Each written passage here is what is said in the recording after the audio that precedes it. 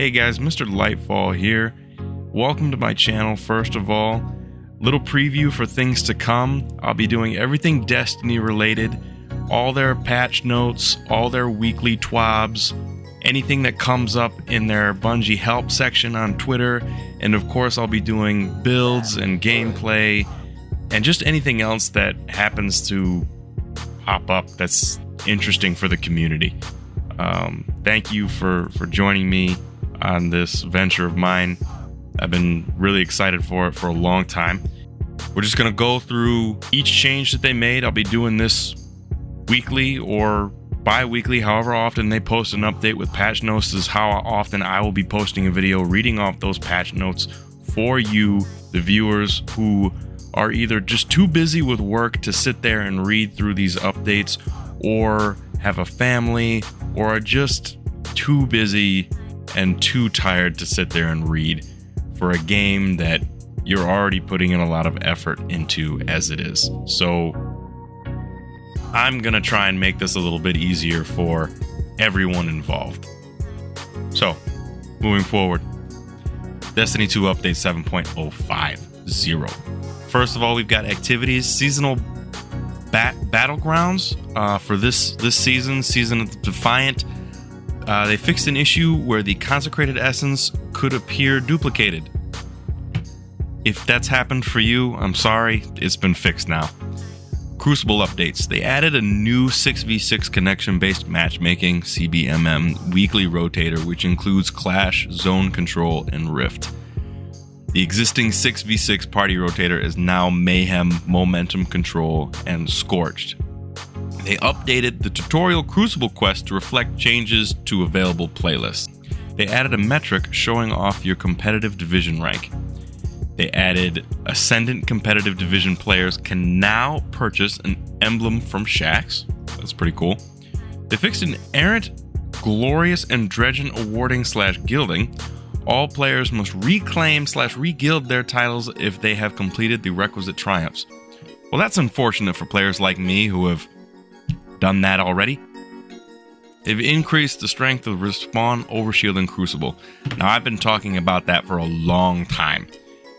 There is no reason at this point where you just shouldn't be immune. I understand that they just increased the strength of the respawn shield. I get that, but is that really going to make a difference? If I get spawned in and I'm getting shot at by 3 different people, am I really even going to have time to move? I guess we'll find out, won't we? Specifically, talking to you, Trials. In Rift, activating grapple no longer drops the spark. Well, I feel like that's a mistake. Also in Rift, players can no longer dunk the spark while moving faster than 15 meters per second, or while using a grapple ability. Okay, I mean that's progress. Vanguard Ops changes. Legend difficulty Defiant battlegrounds now rotate their weapon overcharge weekly, as they should have, so good. Defeating Tormentors now provides revive tokens like Champions and Hive Guardians in some activities. Fixed Hive door locks in Heist battlegrounds to behave the same in all versions of the activity. Tuned difficulty in Heist battlegrounds present in Vanguard and Nightfall playlists. Fixed an issue where a crash would rarely occur shortly after picking up the first solar cell in the arms dealer strike. That is a weird, small thing to fix, when I can think of several other things that need attention. Fixed an issue where the arms dealer enemies, which continually respawn to drop required solar cells, could be farmed limitlessly for points. Well, I like points, but I guess that is a thing that should be fixed. Now, this is a big one for anybody who knew about this issue. Raids and dungeons. Fixed an issue in the Duality dungeon where Nightmare of Galran could not teleport back to the encounter space after falling out of the environment. Now that is a sad day, because anybody who knew about this, for context, those that don't, in the Duality dungeon, when you're fighting the Nightmare of Galran, the first encounter in the Duality dungeon, if you hung out by the edge of the map, Galran would just walk right off. So that was a easy, fun thing for us, and unfortunately now it's fixed. Fixed an issue where checkpoints were shared between Legend and Master mode for raids and dungeons. Now, that didn't happen for me. I'm happy for anybody that it did happen to. Good for them. Fixed an issue in Root of Nightmares where the Scission encounter would sometimes soft lock, preventing progress. For those that are unfamiliar, the Scission encounter is the second encounter where you have to use the catapults to jump from side to side. I can speak from experience on that one. Yes, that was an avid problem. Fixed an issue in Root of Nightmares where sometimes the intended screen visual effects did not play when players failed the encounter. Can attest to that one as well. Fixed an issue in Root of Nightmares where Nezarec will sometimes not cast a wipe when intended. Unfortunately, I never encountered that one. However, if you could fix Nezarec jumping all around, that would also be great. Now, this exotic mission they're referring to in the next section here is for Vexcalibur in the EDZ. They fixed an issue where players could sometimes get pushed through walls by Vex traps and then get stuck there. Inconvenient, to say the least. Gameplay and investment notes. Armor. Fixed an issue where the Peacekeeper's reload perk wouldn't activate after you stowed an energy slot SMG. Fixed an issue where Phoenix Cradle was not consistently extending the duration of Soul Invictus buff while Burning Maul was equipped. I'm sure for any of you that use either of those exotics know exactly what they're talking about there. Neither of those are my favorites, but I'm here to provide information, and that is what I'm doing. They fixed an issue where certain Gambit weapons were not contributing to the Dark Age Arsenal Triumph. Now, I know someone who particularly has struggled with this for the past 5 months, so I know they will appreciate this. Weapon balance. So this is the big one, folks. They increased the damage of the following weapon types across red and orange bar enemies in PvE. Auto rifles, 25% buff. Pulse rifles, hand cannons, and sidearms, 20% buff. Scout rifles, 10% buff. Quicksilver Storm users, I'm looking at you. It is now your time. For submachine guns, the Aikilos SMGs, they removed some tuning in the custom scope that was causing the weapon to have significantly less recoil than intended. The recoil is now in line with other aggressive frame SMGs. Hand cannons fixed an issue causing the Adept Exalted Truth to have a lower magazine size than the standard version.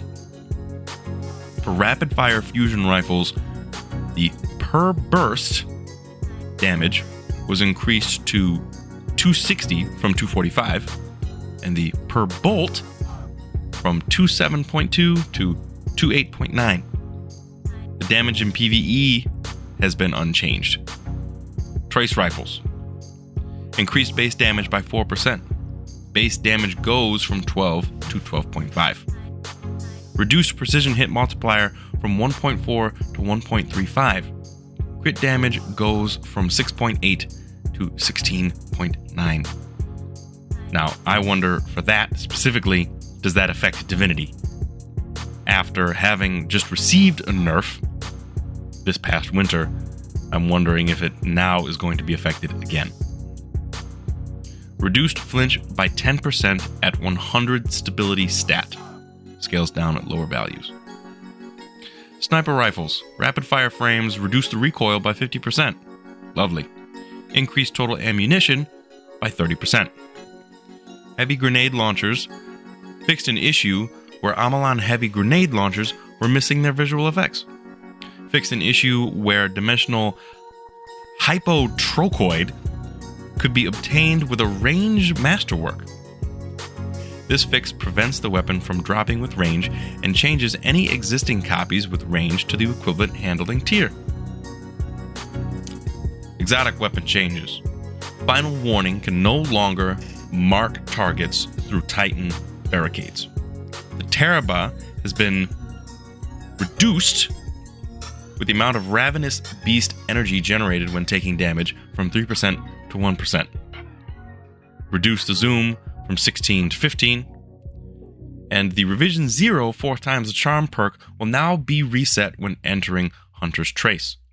This will prevent the issue of firing a single shot while in Hunter's Trace and being forcibly returned to pulse mode when 4th times the charm activates. They also increase the damage of Hunter's Trace rounds by 25% in PvE, and the damage of Hake Heavy Burst rounds by 75% in PvE. For general perks, they fixed an issue in which the enhanced version of the Wellspring perk generated too little energy when the player had any number of charged abilities. Other changes include adding the capability to upgrade Root of Nightmare's adept weapons with enhanced traits if you have unlocked Deep Sight on weapons. An enhanced socket will be available to perform this upgrade in the weapon detail screen. Fixed tooltips for Master Dungeons to properly list Artifice Armor as rewards. For abilities, the Rally Barricade area of effect now extends slightly further behind and above the Rally Barricade to make staying in the buff area more achievable, especially in uneven terrain. Fixed an issue where stasis shards created by the Glacial Harvest aspect would not grant melee ability energy to Penumbral Blast if the player had a sword or glaive readied. They fixed an issue where Jolt Chain Lightning was unable to target some types of PvE combatants. They also fixed an issue where trying to throw rapidly while carrying a tangle could result in an uncharged melee attack.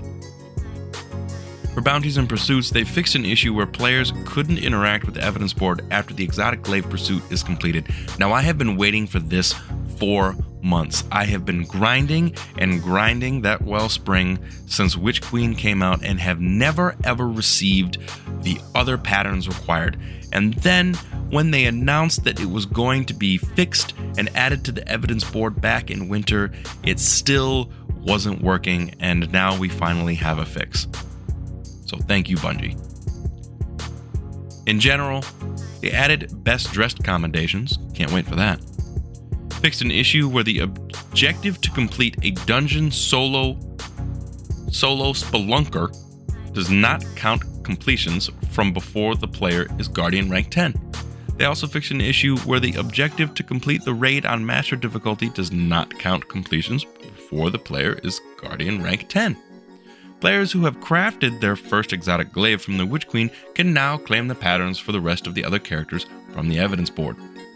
Veteran players now receive the correct amount of lore books when they reach Guardian rank 7 for the first time. I feel like that's been a patch note for the past 4 weeks. Feel free to correct me if I'm wrong in the comments below, but yeah.